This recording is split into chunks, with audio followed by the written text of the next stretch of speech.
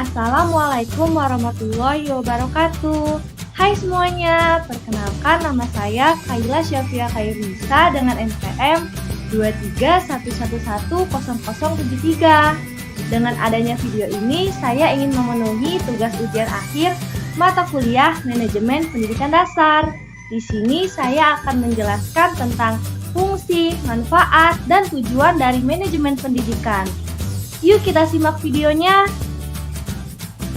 Oke, yang pertama ada fungsi dari manajemen pendidikan. Fungsi dari manajemen pendidikan terbagi menjadi 4. Yang pertama ada perencanaan.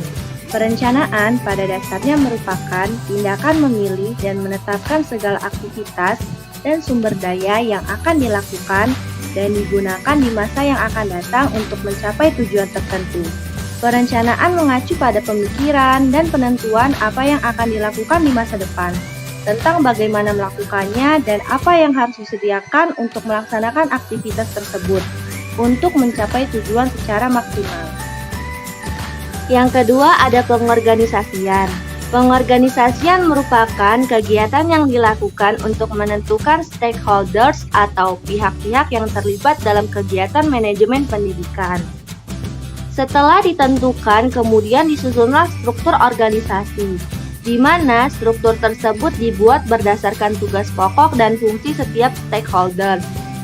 Struktur organisasi tersebut memiliki fungsi sebagai panduan bagi setiap stakeholders untuk melakukan koordinasi maupun kerjasama dalam bekerja. Yang ketiga ada pelaksanaan. Pelaksanaan merupakan kegiatan untuk merealisasikan rencana menjadi tindakan nyata dalam rangka mencapai tujuan secara efektif dan efisien, dan akan memiliki nilai jika dilaksanakan dengan efektif dan efisien. Yang keempat ada pengawasan. Pengawasan dapat diartikan sebagai upaya untuk mengamati secara sistematis dan berkesinambungan, merekam, memberi penjelasan, memberikan petunjuk, pembinaan, dan meluruskan berbagai hal yang kurang tepat, serta memperbaiki kesalahan dan merupakan kunci keberhasilan dalam keseluruhan proses manajemen. Selanjutnya ada manfaat dari manajemen pendidikan. Yang pertama, menciptakan suasana belajar yang bermutu serta menyenangkan.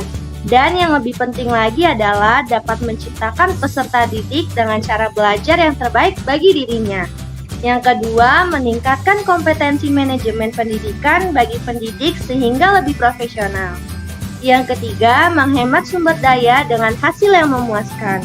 Dan yang terakhir, mendapatkan tenaga kependidikan yang profesional.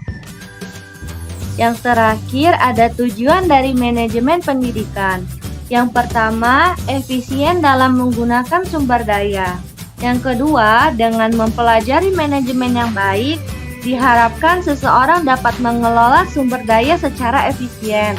Misalnya, sumber daya yang berupa pembiayaan, waktu, dan lainnya.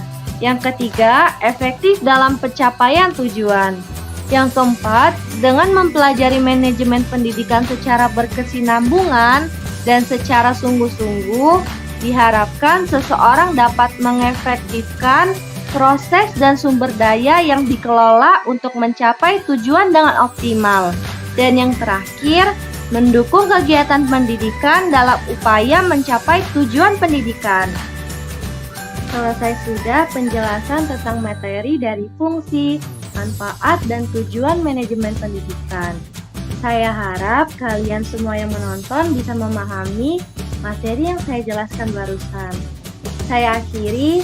Wassalamualaikum warahmatullahi wabarakatuh. Terima kasih.